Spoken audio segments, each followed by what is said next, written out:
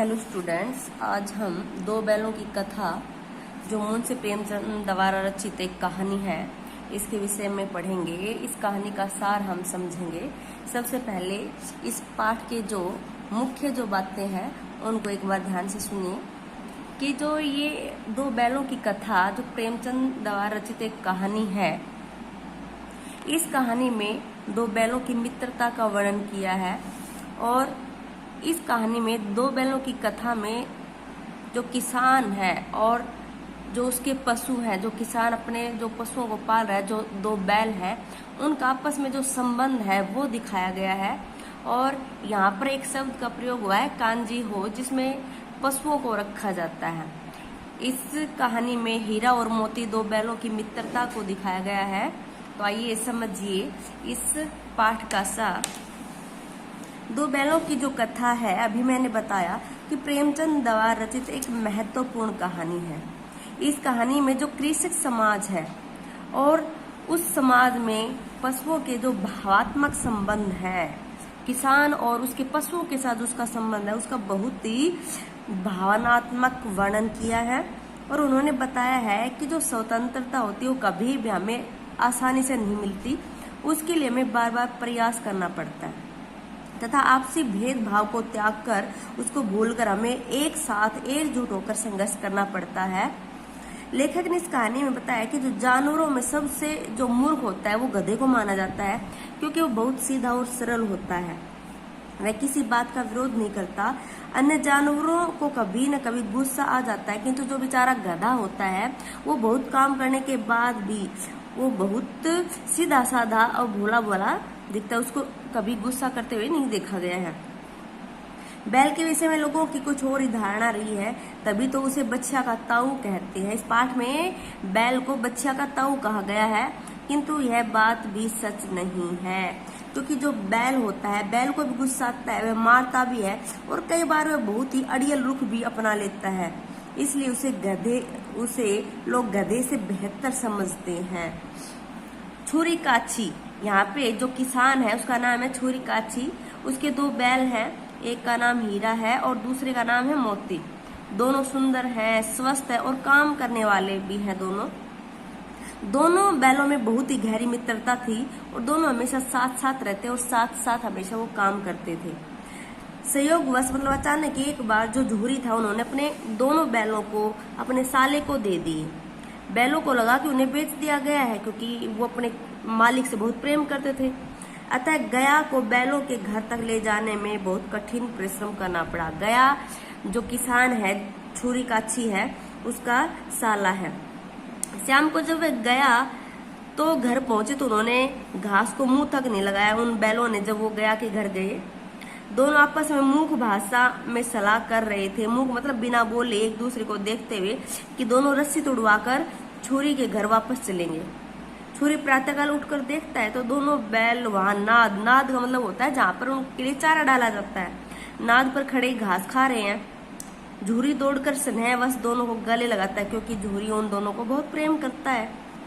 गांव के सभी लोग भी जो बैलों की जो स्वामी भक्ति है उस पर आश्चर्यचकित थे कि इतनी दूर जाने के बावजूद वापस आ गए। किंतु झूरी की पत्नी को यह बिल्कुल भी अच्छा नहीं लगा।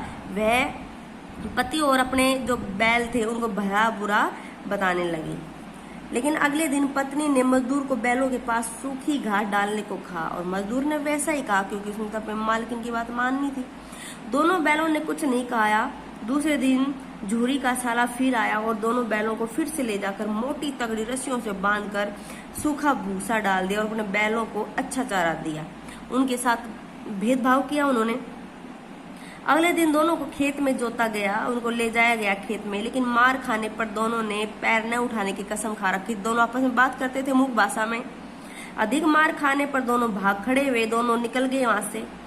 मोती के दिल में क्रोध की ज्वाला भड़क रही थी, किंतु हीरा के समझाने पर जो मोती था वो खड़ा हो गया और गया ने दूसरे लोगों की सहायता से उसको पकड़ा और घर ले जाकर फिर मोटी रस्सियों से बांधकर फिर वही सूखा भूसा उनके सामने डाल दिया। इस प्रकार जो दोनों बैल थे दिन भर परिश्रम करते, मार खाते और शाम के समय उनको बेचारों दोनों को ही सूखा भूसा खाने को दिया जाता था। एक दिन जो गया की लड़की थी वो दोनों को खोल दिया और फिर शोर मचा दिया कि बैल भाग गए हैं। गया हड़बड़ाकर बाहर भागा और गांव वालों की सहायता के लिए मांगी, उनसे कहा कि मेरे जो बैल हैं वो भाग गए हैं। लेकिन बैल तो भाग चुके थे। दोनों बैल भागते भागते अपनी राह भी भूल गए। अब वे भूख से बिल्कुल बेहाल हो रहे थे, उनको बहुत जोर से भूख भी लग रही थी। लेकिन पास ही मटर का खेत देखकर उसे में दोनों का मन ललचा गया और बोले कि चलो इसमें चल के चरने लगते हैं। वो दोनों ही कुछ ही देर उधर एक सांड आया और उनसे भिड़ गया। दोनों ने जान हथेली परखकर बड़े प्रयत्न से उसे आगे पीछे का रोंदना शुरू किया और दोनों ने बड़े साहस के साथ सांड पर विजय प्राप्त कर ली। सांड मार खाकर गिर पड़ा और संघर्ष के बाद दोनों को फिर भूख लगी। सामने मटर का खेत देखकर दोनों दोबारा वहीं फिर चलने लग गए। किंतु थोड़ी देर में खेत का जो रखवाली करने वाला था वो उनको पकड़कर कांजी उसमें डालाया, बंद कराया उनको। उसके बाद कांजी हाउस में उनसे अच्छा व्यवहार नहीं किया जाता था। उन्हें रात भर किसी प्रकार का भोजन नहीं दिया गया। वे बेचारे भूखे मारे मर रहे थे। हीरा के मन में भी विद्रोह भड़क उठा। मोती के समझाने पर वह न माना और उसने सामने जो कच्ची दीवार थी उसको तोड़ना शुरू कर दिया। इतने में चौकीदार लालटन लेकर पशुओं को गिनने आया। हीरा को इस प्रकार दीवार तोड़ते देखकर उसने उसको रस्सी से बांधकर कई डंडे मारे। चौकीदार के जाने के बाद मोती ने साहस बटोरकर दीवार गिराने आरंभ कर दी। इस प्रकार काफी संघर्ष के बाद आधी दीवार गिर गई। काफी जानवर भाग निकले। मोती ने फिर हीरा की रस्सी काटने आरंभ की, लेकिन रस्सी नहीं टूटी। वे दोनों वहीं पड़े रहे। एक सप्ताह तक वे दोनों कांजी हाउस में भूखे मरते रहे। वे बहुत ही कमजोर पड़ गए थे। दोनों बैलों को एक धड़ियल के हाथों नीलाम कर दिया गया था। जो भाई इनको खरीदता है, धड़ेल होने ले जा रहा था कि दोनों को परिचित राह मिल गई। उनको पता चला कि यहाँ तो हम आए थे। वे उसे छूटकर सीधे झूरी के घर जा पहुंचे। झूरी धूप सेक रहा था। बैलों को आता देखकर उसने भी उन बैलों को गले से लगा लिया और झूरी और धड़ियल में भी झगड़ा हो गया। किंतु बैलों को फिर वही स्नेह मिला। झूरी ने उनकी पीठ सहलाई और मालकिन ने उनका माथा चूम लिया। दोनों बैलों को अच्छा चारा दिया गया। अब दोनों ही बहुत सुख का अनुभव कर रहे थे। तो इस पाठ में जो दो बैल थे, हीरा और मोती, उस कहानी के विषय में यहाँ पे समझाया गया है कि जब किसान के साथ जब दो पशु रहते थे, उनके आपस में उन दोनों के बहुत ही गहरे संबंध बन जाते हैं, एक दूसरे से प्रेम करने लग जाते हैं। तो इसी पाठ में इसी को समझाया गया है। Thanks students. मेरे चैनल को लाइक, सब्सक्राइब और कमेंट कीजिए।